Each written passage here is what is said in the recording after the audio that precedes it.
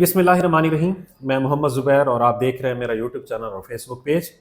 उम्मीद है तमाम दोस्त खैरियत से होंगे। शहजाद साहब मेरे साथ मौजूद हैं और आज हम बात करेंगे जो सबसे ज़्यादा पूछा जाने वाला सवाल है पिछले 24 घंटे के अंदर, वो है नायब तहसीलदार की जॉब्स। हाँ जी। तो नायब तहसीलदार की जॉब्स के बारे में क्या अपडेट है, इसके ऊपर बात करेंगे। तो सर बहुत शुक्रिया। जी सर, थैंक यू। अच्छा सर, क्वेश्चन वाइज कर लेते हैं ना। कैंडिडेट्स का सबसे बड़ा सवाल ये होता है कितनी कि जो टोटल कितनी सीट्स आ रही हैं, कब आ रही हैं, कब आ रही हैं, उसकी क्वालिफिकेशन क्या होगी, क्वालिफिकेशन क्या होगी, फिर ये डिवीजन वाइज होंगी। मतलब ये एक और मेजर syllabus क्वेश्चन क्या है और सिलेबस क्या है, ये एक इम्पोर्टेंट क्वेश्चन है। तो इसको एक एक करके एड्रेस कर लेते हैं। जी। तो सबसे पहले बताएं कि कितनी सीट्स आ रही हैं। सीट्स के बारे में अभी कोई कंफर्मेशन नहीं है, क्योंकि आज जब मैंने मालूम किया है तो जो पहले वाला डाटा कंपाइल हो चुका है, अब उसके अंदर एक और डेवलपमेंट हो रही है।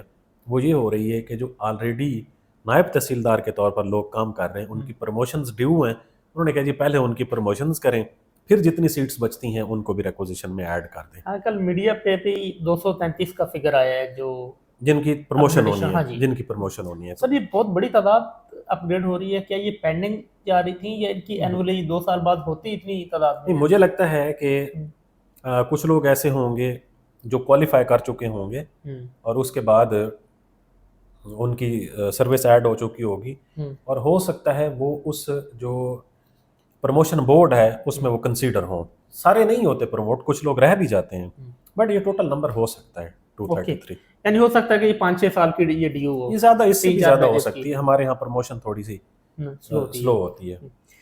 अच्छा, तो अब आपके ख्याल में कि इसका फिगर अभी कंफर्म नहीं है? नहीं है। 233 की प्रमोशन होनी है। अच्छा, स्टेटस क्या है पीछे से मतलब ये कि कब तक इसकी रिक्वेजिशन पॉसिबल है कि पीपीएससी को चली जाएगी नहीं, या महकमा देखें, क्या कर रहा है? जब ये खबर आती है ना कि इतने लोगों की प्रमोशन होने जा रही है, इसका मतलब ये होता है कि उस प्रमोशन का सिर्फ प्रमोशन बोर्ड होना होता है। ठीक है। पीछे बैक एंड पे सारा काम हो चुका होता है। 233 कैसे सामने आ गया डिजिट? सारा काम। ठीक है। तो इसका मतलब ये है कि इस प्रमोशन को होने में, प्रोसेस होने में मेरे ख्याल में शायद मैक्सिमम 1 महीना लग जाएगा बस। सही। तो 1 महीना अगर इस प्रमोशन प्रोसेस को लगता है तो उसके बाद उनके सामने नजर आ जाएगा कि कितनी सीट्स फर्दर खाली हैं। उनको वो ऐड करके वो भिजवा दी जाएंगी कमीशन को। वो चाहे 70 हो, 100 हो, 150 हो, 200, जितनी भी बनती होंगी। ओपन मेरिट की तो 168 का नंबर दिया जा रहा है। ओपन मेरिट की जितनी भी सीट्स बनती होंगी ना, क्योंकि इसमें कुछ सीटें प्रमोशन की भी होती हैं, उनको निकाल के फिर कुछ सीटें मिनिस्ट्रियल भी होती हैं इनकी, मतलब जिसमें से नीचे वाले लोग ऊपर जाते हैं, वो निकाल के जितनी भी ओपन मेरिट की बचती होंगी डायरेक्ट रिक्रूटमेंट वाली, वो चली जाएंगी।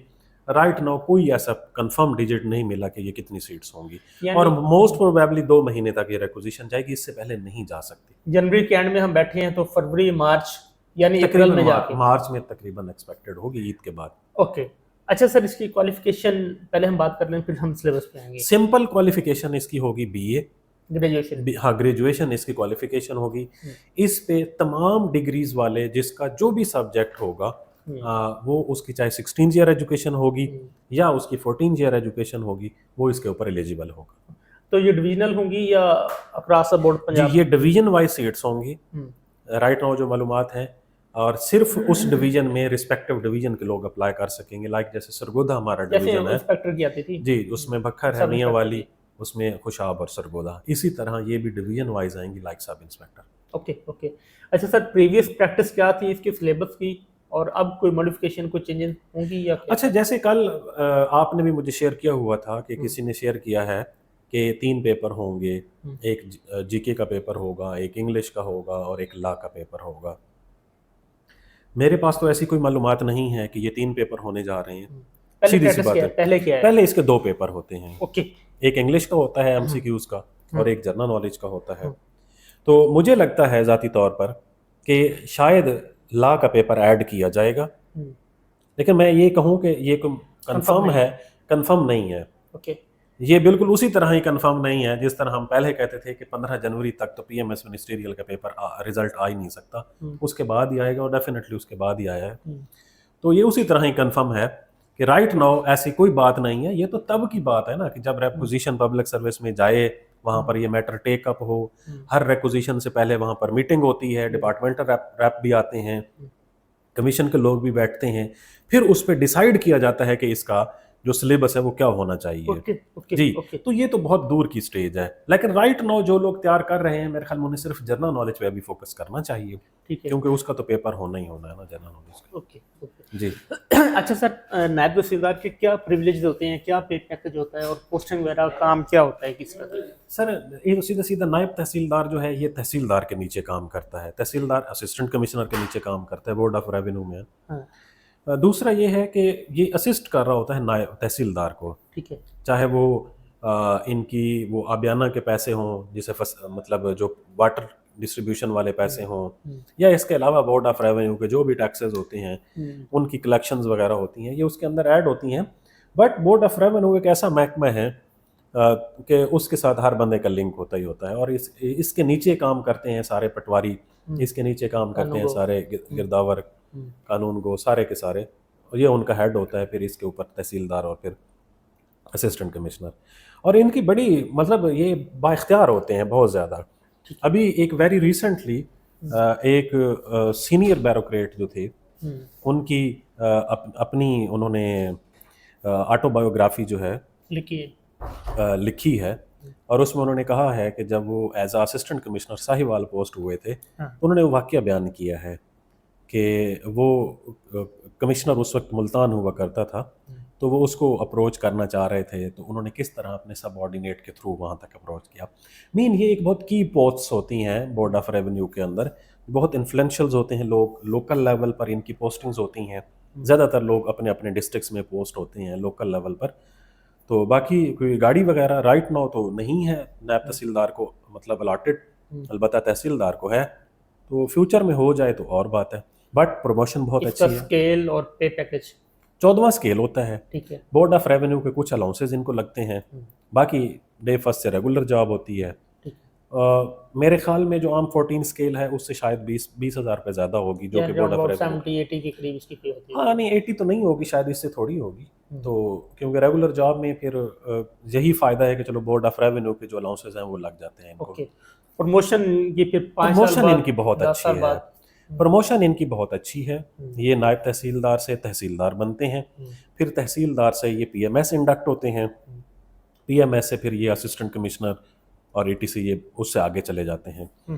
बट ये है कि ये एटलीस्ट 3 स्टेजेस तो इनकी हो जाती है ना, मेन नायब तहसीलदार से तहसीलदार, तहसीलदार से पीएमएस असिस्टेंट कमिश्नर, ये 2 स्टेजेस। इससे आगे 18 में भी कुछ लोग जो छोटी उम्र के होते हैं वो भी चले जाते हैं। हमारे जो देखने वाले जो हमारे श्रोते हैं उनके लिए तो ये जॉब ठीक है, खवातीन के लिए जॉब कैसी? बहुत अच्छी जॉब है सर खवातीन के लिए। खवातीन जब पूरा बैंक चला सकती हैं, पूरा इंस्टीट्यूट चला सकती हैं, कॉलेज चला सकती हैं, मतलब एक एरोप्लेन चला सकती हैं, जेट चला सकती हैं, फाइटर जेट, तो एक बैसियत नायब तहसीलदार क्यों नहीं काम कर सकते? ओके तो अच्छा, बहुत तो अच्छी जो पोस्टिंग है वो विद इन डिवीजन ही रहती है या पंजाब? ज़्यादातर लोगों की विद इन डिस्ट्रिक्ट्स होती है, विद इन डिवीजन्स भी होती है, लेकिन ज़्यादातर क्योंकि ये 14 स्केल की जॉब होती है इनिशियली, इसमें कोशिश की जाती है कि इन लोगों को मतलब ग्रास रूट लेवल पर लोकल एरियाज में भेजा है जहाँ पे इनके पास ज़्यादा मालूमात है, ज़्यादा सीखें ये। ओके ओवरऑल सीखने वाली जॉब है। और नायब तहसीलदार तो वैसे भी नायब तहसील, बोर्ड ऑफ रेवेन्यू की नौकरी तो वैसे भी बोर्ड ऑफ रेवेन्यू की नौकरी है ना। जैसे हमने पिछली दफ़ा भी एक्सप्लेन किया था कि बोर्ड ऑफ रेवेन्यू में जैसे जब पटवारी के ऊपर हमने बात की थी कि वो पटवारी पे स्पेसिफिक पूरे का पूरा गाना जो है वो मलका तरान्नुम नूर जहान ने मतलब गाया था कि मुंडा पटवारी था, ठीक है, तो ये तो पटवारी से ऊपर की बात है। अब आप गाना गाने से पहले ये देख लिया करें कि उसकी पाबंदी तो नहीं लगी हुई। नहीं ये देखें, मलका तरान्नुम आपको पता है सुरों की मलका थी। मैं ये बता रहा हूँ कि किसी भी पोस्ट की जो इन्फ्लुएंशियल कंडीशन है ना वो होती है। ओके आप एक पटवारी से बैठें तो आपको अपनी 3 नस्लों का नहीं पता होगा, लेकिन उसे पता होगा। बिल्कुल। वो आपको 1860 से ऑनवर्ड रिकॉर्ड जब से कंपाइल होना शुरू हुआ होगा, वो 1860 से आपको सारा रिकॉर्ड दे देगा, आपका दादा कौन था, परदादा कौन था, उसके कितने बच्चे थे। तो इसलिए ये इन्फ्लुएंशियल जॉब्स होती हैं बोर्ड ऑफ रेवेन्यू की। सही। अच्छा, हमारा जो एक सेशन स्टार्ट होने जा रहा है मॉक टेस्ट का, ESE साइंस का, ठीक है जी, कल से इंशाल्लाह ESE science elementary school teacher जो है वो science board of worker welfare board के अंदर जो थी, उनका हमारा सेशन होगा जिसमें हम बॉटनी, ज़ूलॉजी और केमिस्ट्री के टेस्ट कंडक्ट करवाएंगे सब्जेक्ट वाइज, और उसके साथ बीएड का सिलेबस क्योंकि ऐड है तो उसमें बीएड के भी टेस्ट ऐड किए जाएंगे। कितने दिन तक ये मुहित होगा और कितने मेरे पेपर ख्याल में लेने 2 वीक्स में ख़त्म हो जाएगा। और आपने कुछ मेरे ख्याल में 30 के करीब आपने बताया था कि उसमें टेस्ट होंगे, 30 करीब उसमें टेस्ट होंगे, टोटल 1500 उसकी फ़ीस रखी गई है। चलें जी, बस चलें जी, और कोई क्वेश्चन है आपका? बस सर, ज़बरदस्त। चलें जी, उम्मीद है आप लोगों को आज की वीडियो मालूमाती लगी होगी। हमारे चैनल पर नए आने वाले दोस्त अगर चाहें तो इन चैनल्स को सब्सक्राइब कर सकते हैं। बहुत शुक्रिया।